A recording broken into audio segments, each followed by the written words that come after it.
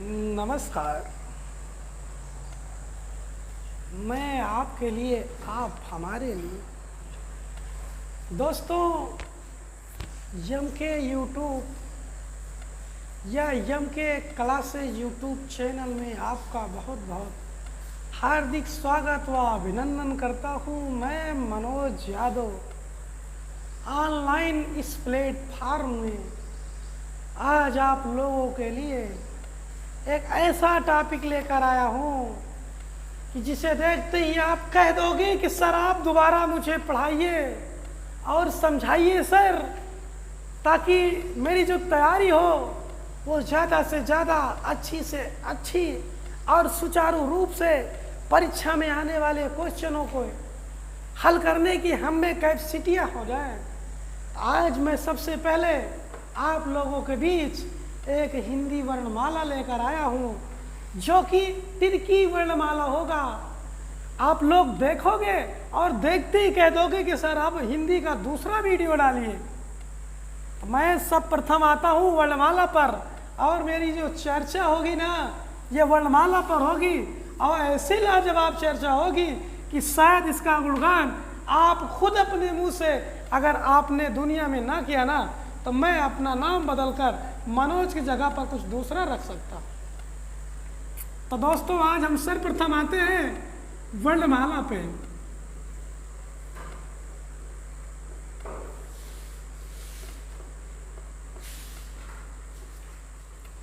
और वर्णमाला जो होगा हमारा वनडे एग्जाम के किसी भी परीक्षा में बहुत अत्यंत महत्वपूर्ण भूमिका निभाता है। सर्वप्रथम हम देखते हैं कि वर्णमाला की शुरुआत कहाँ से हुई, इसको पूर्ण किस तरीके से किया गया, वर्णमाला में अक्षर कितने हैं। तो हम सबसे पहले देखते हैं कि वर्णमाला के सबसे पहले ध्वनियों के मेल से, ध्वनियों के मेल से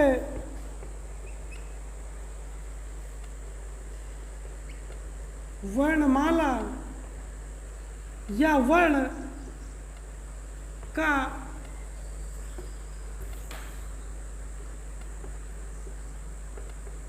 निर्माण हुआ। अब हमने तो जान लिया कि वर्ण ध्वनियों के मेल से वर्ण का निर्माण हुआ, लेकिन तत्पश्चात हम देखते हैं कि वर्ण है क्या, वर्ण है क्या। तो अक्षरों से मिलकर, अक्षरों से मिलकर, अक्षरों से मिलकर वर्ण बनता है। वर्ण बनता है। अब जब हम देखते हैं कि वर्ण का निर्माण जो हुआ अक्षरों से मिलकर और ध्वनियों के मेल से वर्ण बना, तब हम देखते हैं कि अक्षर का अर्थ क्या होता है। क्या देखेंगे, अक्षर का अर्थ क्या होता है। तो दोस्तों एक बात याद रखना कि अक्षर का अर्थ ही अनासवान है और अनासवान का अर्थ है कि जो कभी ना नष्ट हो या जिसका विखंडन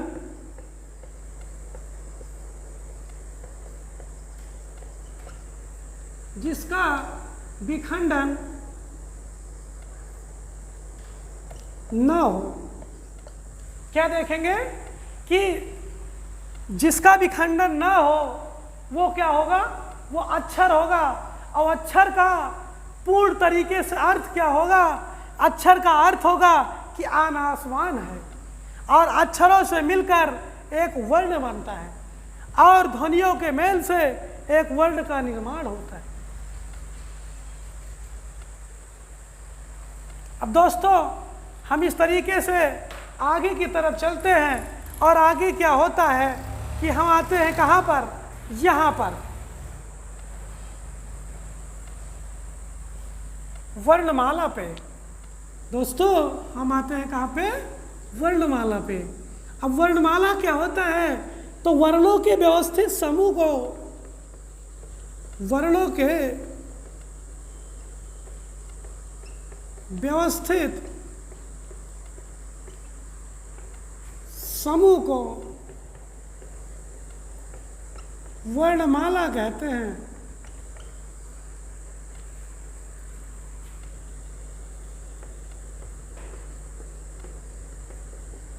एक बार दोस्तों स्क्रीनशॉट ले लीजिएगा ताकि हम आगे बढ़े।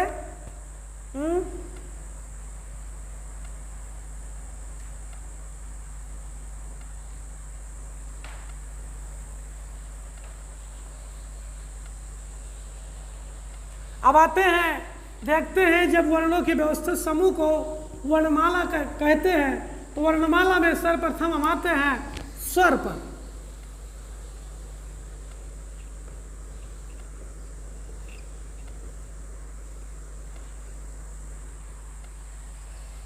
स्वर को देखते हैं तो स्वर का अर्थ क्या होता है?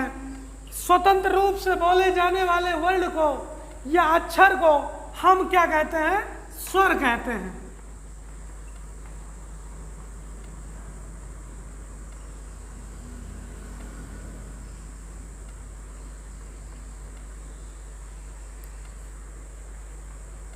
रूप से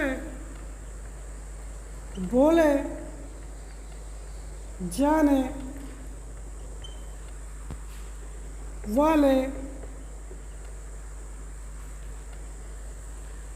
वाले वर्ण को स्वर कहते हैं।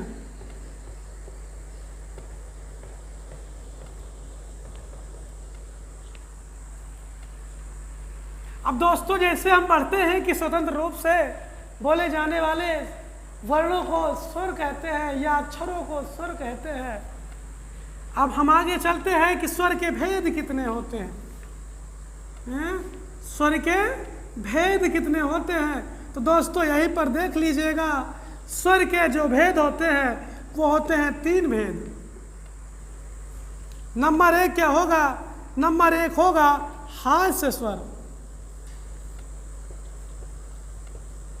और नंबर 2 जो होगा वो होगा हमारा क्या? दीर्घ स्वर।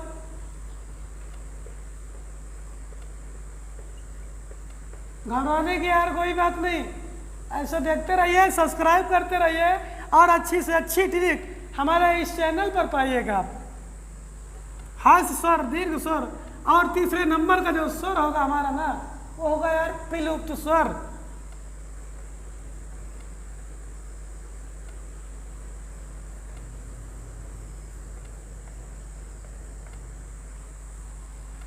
वो क्या होगा? विलुप्त स्वर होगा। अब सिर्फ ज्यादा नहीं यार तुमको याद करना, सिर्फ ना एक एक लाइनें देख लेना, याद कुछ नहीं करना। कहते नहीं रटंत विद्या घटंत ज्ञानम। आप लोग समझने का प्रयास करो। कोई भी अगर वस्तु हो ना तो उसे पर्सनल उत्पन्न करने का प्रयास करो। आप ये मत कहो कि टीचर के सारे बैठेंगे हम या किसी दोस्तों के सारे बैठे, कुछ नहीं यार। आप पर्सनल अपने मन से तैयार करिए और समझिए।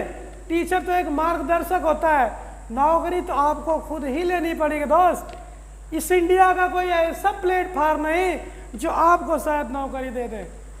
मेरा विचार यही है कि आप लोग, मैं जो एक पढ़ा रहा हूँ वर्णमाला, उसके बाद में और सारी वीडियो डालूंगा, आप लोग समझिए और उसको अपने मन से अपने घर पर बैठकर खुद मनन चिंतन करिए कि किस तरीके से सर पढ़ा रहे हैं। ये हास्य स्वर का अर्थ क्या है, दीर्घ का अर्थ क्या है, विलुप्त का अर्थ क्या है, वर्णमाला किसे कहते हैं, ये सारी चीज ना यार एक बार देखेंगे और सोच लेंगे और दोबारा मैं कह रहा हूँ कि अपने आप याद हो जाएगा।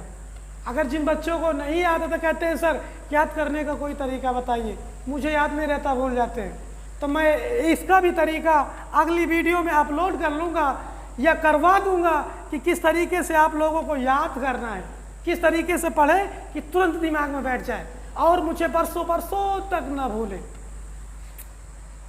आते हैं सर प्रथम हम हास्य स्वर पे। तो यार एक बात याद रख लेना कि हास्य स्वर पर जो होगा वो हमारा क्या होगा, एक मात्रा की सहायता से बोले जाने वाले वर्ण। क्या होगा? एक मात्रा की सहायता से बोले जाने वाले वर्ण। जिसमें एक मात्राओं का ज्ञान हो।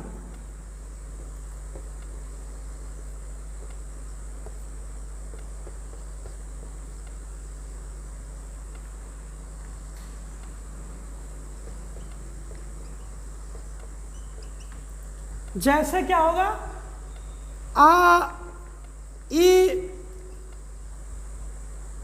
और ऊ, और नया जो टॉपिक इसमें लाया गया है, नया अक्षर वर्ण जो जोड़ा गया है, वो है तुम्हारा क्या, री। कुछ नहीं करना यार, हास्य स्वर है ना, हास्य स्वर को देख लेते हैं। हास्य स्वर में एक मात्रा होनी चाहिए, आ, ई, ऊ, और एक नया अक्षर जो वर्ड जोड़ दिया गया वो है री। अब आगे हम देखते हैं दीर्घ में। दीर्घ में क्या है, जिसमें यार दीर्घ मतलब होता है बहुत बड़ा सा। क्या होगा, बहुत बड़ा सा, मतलब दो मात्रा। दो मात्रा यार, समझने का तरीका, दो मात्रा यानी दो मात्राओं का बोध कराए।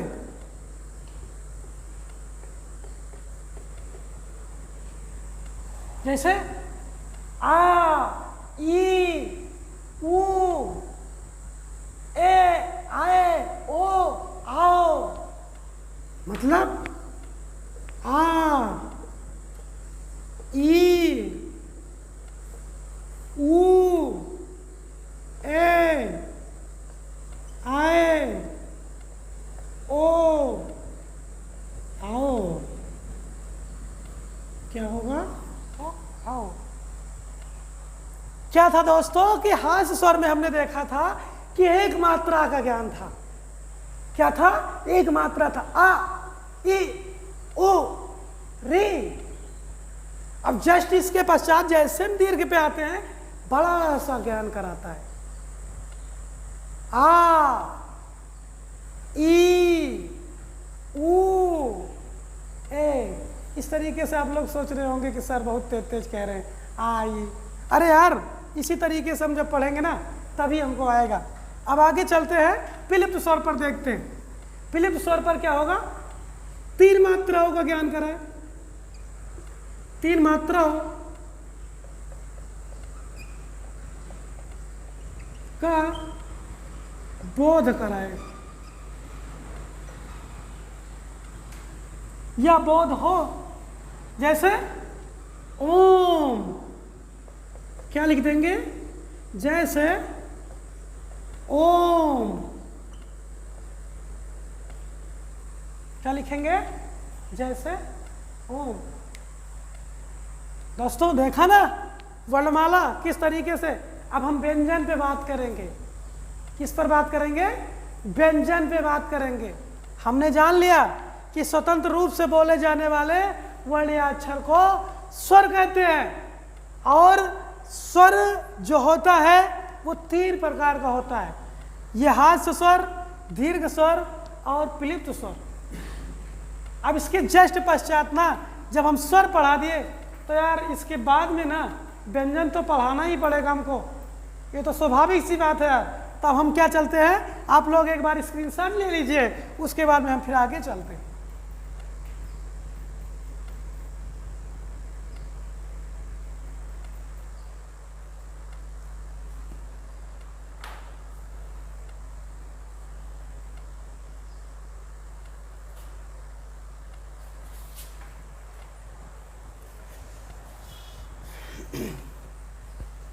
एक बात याद रख लेना कि वर्णमाला में जरूर ये रखना, याद रखना कि 52 वर्ण होते हैं या अक्षर होते हैं। एक बातें जरूर याद रख लेना। बोलने के आधार पे कुछ और, उच्चारण के आधार पे कुछ और, लिखने के आधार पे कुछ और, लेकिन जो उच्चारण के आधार पर या लिखने के आधार जो हमारे हैं वो हमारे 52 ही होंगे। अब चलते हम कहां पर, बात करते कहां की, व्यंजन की।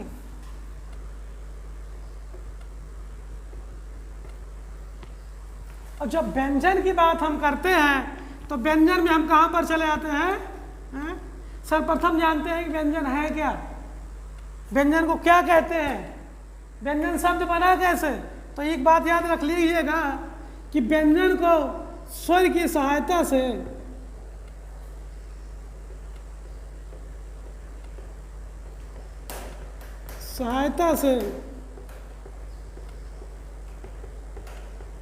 बोले जाने वाले अक्षरों को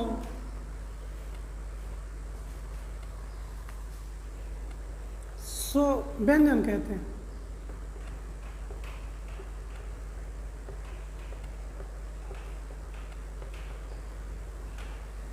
क्या कहते हैं, स्वर की सहायता से बोले जाने वाले अक्षरों को व्यंजन कहते हैं।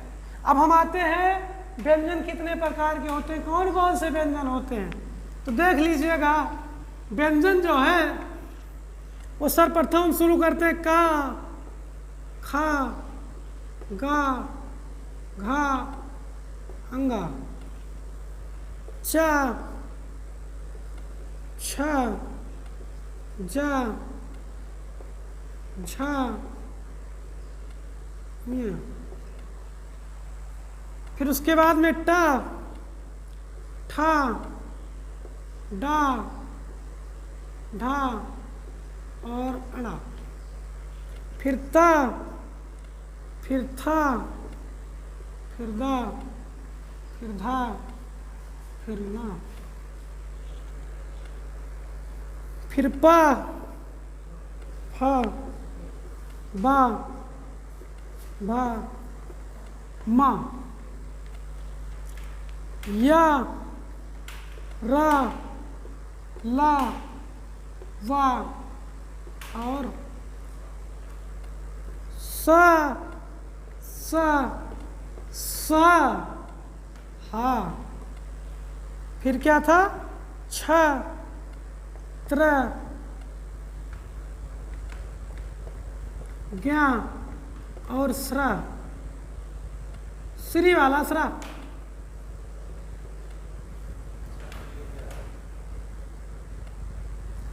अब दोस्तों हम सर्वप्रथम देखते हैं कि ये यहाँ से लेकर के लाइनअप हम खींच रहे हैं, जरा देखिएगा। और यहाँ तक, ये का से लेकर के और यहाँ तक, मा तक याद रख लेना, ये हमारे हो जाते हैं स्पर्श व्यंजन।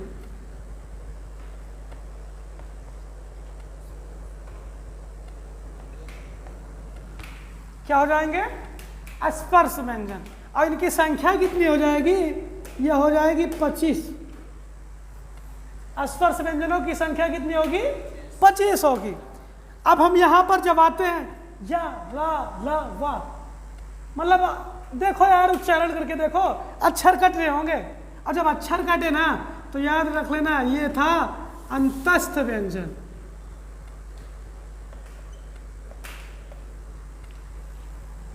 क्या है, अंतस्थ व्यंजन है। सा, सा, सा, हा।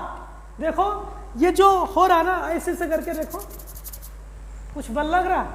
जब कुछ बल लग रहा है मतलब घर्षण हो रहा है उष्मा के साथ, तो इसको हम क्या बोलेंगे, ऊष्म व्यंजन।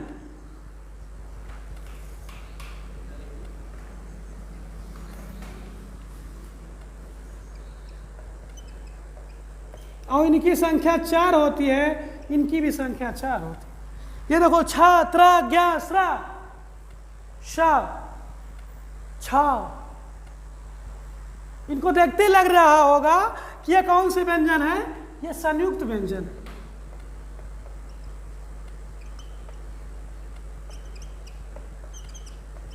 इनकी भी संख्या कितनी, 4 होती है। अब कैसे है ये चीज देख लो। इसको जब हम तोड़ेंगे छा को ना यार, तो का और सा में तोड़ेंगे। और जब इसको त्रा को तोड़ेंगे ना तो ता नीचे हलंत लगाते रहना भाई, आ का बोध कराता है, और प्लस रा। और ज्ञा को तोड़ेंगे ना तो जा नीचे हलंत लगा देना, और हिया। और सरा को तोड़ेंगे ना तो स और क्या प्लस र में। तो दोस्तों आज तक ये क्लासें यहीं पर हम समाप्त करते हैं, और जब अगली वीडियो में और अगली क्लासों में मिलेंगे तो आप लोगों से ये जितनी भी चीज़ें हैं उसको हम एक बार फिर से दोहरा देंगे। और रिवीजन एक बात और भूल गए हैं, कृपया वो लिख लीजिएगा कहीं यहीं पर। ये जो होते हैं 2 गुण व्यंजन एक होते हैं, जो यहाँ पर हम शायद लिख दे रहे हैं, गलती हो गई।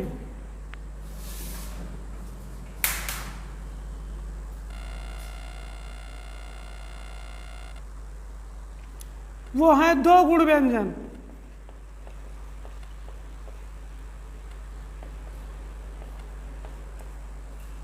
दो गुण व्यंजन कौन कौन से हैं? ड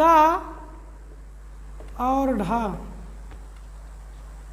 तो नमस्कार, मैं अब चलता हूँ, मिलता हूँ अगले क्लास में। जय हिंद, जय भारत। आप जहाँ भी रहें, जैसे भी रहें, सुरक्षित रहें।